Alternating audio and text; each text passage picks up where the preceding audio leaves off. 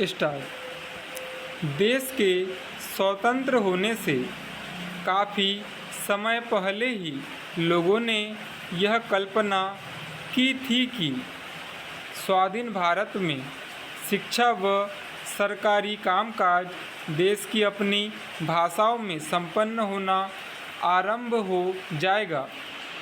स्वाधीन होते ही देश के अनेक विश्वविद्यालयों ने इसी भावना का अनुसरण करते हुए अपनी शिक्षा और परीक्षाओं में हिंदी और क्षेत्रीय भाषाओं को समुचित स्थान भी दे दिया था।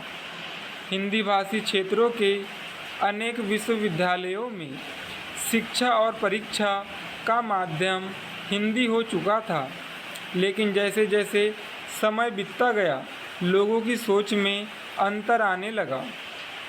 लोग अनुभव करने लगे कि हिंदी माध्यम से शिक्षा प्राप्त नवयुवक सरकारी नौकरियों में उचित संख्या में नहीं आ पा रहे हैं।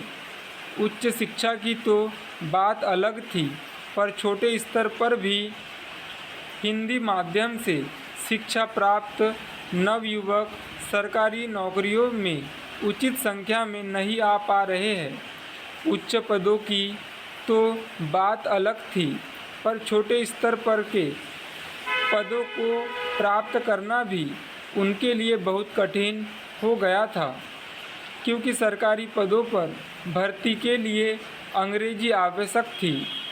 जनता के मन में यह प्रश्न उठना स्वाभाविक था कि क्यों न शिक्षा का माध्यम फिर से अंग्रेजी कर दिया जाए।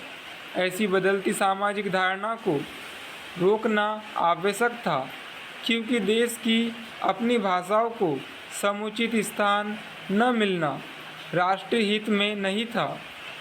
अतः सरकार ने सरकारी पदों पर भर्ती की परीक्षाओं में हिंदी व अन्य क्षेत्रीय भाषाओं को मान्यता प्रदान कर दी। इससे लोगों की सोच में तो अंतर अवश्य आया, परंतु वास्तविक रूप में आज भी हिंदी या क्षेत्रीय भाषाएं उस स्थान पर नहीं आ पाई है जहां उनको आना चाहिए। केंद्र सरकार ने भी अपना सरकारी कार्य हिंदी में संपन्न करने के लिए अनेक प्रावधान किए हैं, सरकारी आदेश जारी किए, प्रशासनिक कार्य हिंदी में करने के लिए काफ़ी बल दिया, परंतु केवल सरकारी आदेशों से कोई कार्य तब तक सिद्ध नहीं हो सकता जब तक उस कार्य को वास्तविक स्वरूप प्रदान करने वालों की मानसिकता न बदले।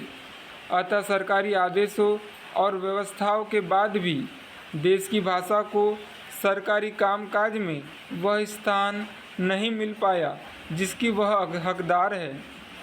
इससे हमें दुख होता है और हम इसका दोष एक दूसरे पर डालने का प्रयास करते हैं। इसके लिए किसी न किसी हद तक हम अपनी हिंदी भाषी वर्ग के लोग भी तो दोषी हैं। स्टॉप।